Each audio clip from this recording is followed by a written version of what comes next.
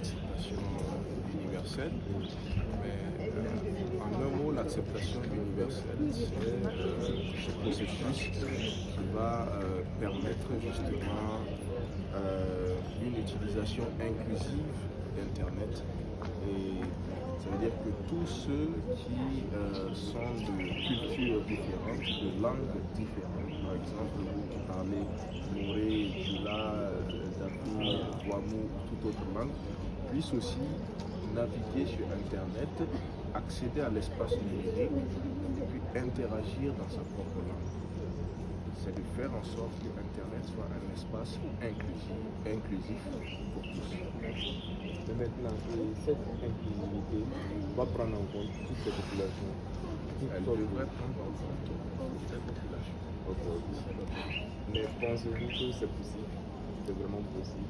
Parce que vu que l'Internet a été créé par les Occidentaux, pensez-vous qu'ils vont être pour cette acceptation universelle? Aujourd'hui, Internet, c'est un monde ouvert. Aujourd'hui, on ne fait rien sans Internet. Tout se passe donc dans ce monde numérique. Et donc, je pense que c'est même essentiel, c'est une nécessité aussi pour nous.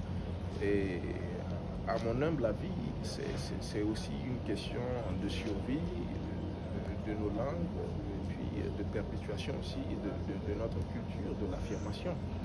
Parce que le monde du numérique occupe tellement de place, justement, dans notre vie, dans tous les secteurs aujourd'hui, qu'il faut impérativement y arriver.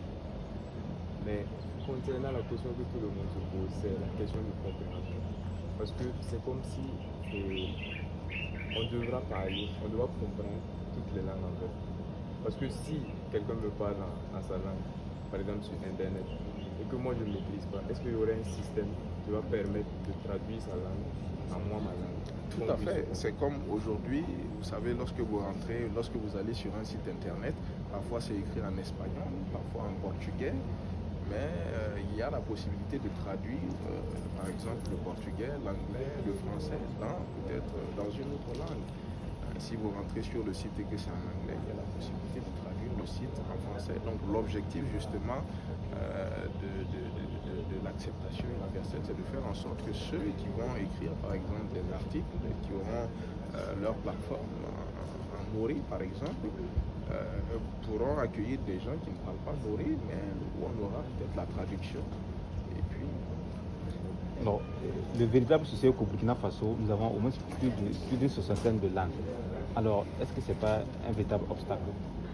Je pense que ce n'est pas un obstacle. Sur Internet, il n'y a pas un nombre limité de langues qu'on doit retrouver. Il y a une multitude de langues à travers le monde et je pense qu'il y a de la place pour toutes les langues. Et pour les langues locales qui n'ont pas encore leur écriture, c'est l'occasion justement pour les experts, c'est l'occasion aussi pour justement pour tout le monde de valoriser leur langue, de perpétuer ces langues-là, afin justement aussi qu'elles ne disparaissent pas. Aujourd'hui, on parle l'anglais sur Internet, on donne des cours en anglais. Pour ceux qui veulent apprendre par exemple l'anglais, l'espagnol, on retrouve des cours sur Internet pour apprendre ces langues-là. Peut-être que c'est l'occasion aussi de permettre que les gens puissent apprendre Fulfulde, Wahoo, je ne sais quelle autre langue sur Internet. Donc je pense que c'est une véritable opportunité à saisir. C'est aussi un appel aux experts, justement, de penser aussi à s'investir à ce niveau-là.